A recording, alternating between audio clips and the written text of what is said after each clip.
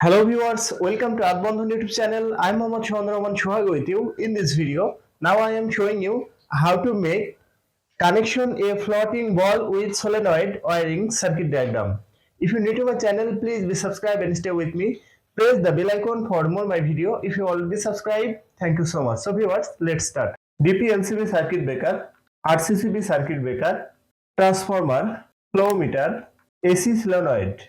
Phase connection input to DP-MCB, neutral connection input to DP-MCB, output connection from DP-MCB to connect RCCB, output connection from RCCB to connect voltage transformer, neutral connection output from voltage transformer to connect flow meter, output connection from flow meter to connect AC solenoid, output phase connection from voltage transformer to connect AC solenoid, earthing connection input to voltage transformer. Now this circuit is ready for use. So viewers, that's my video. If you like my video, please like and share my video to your friend.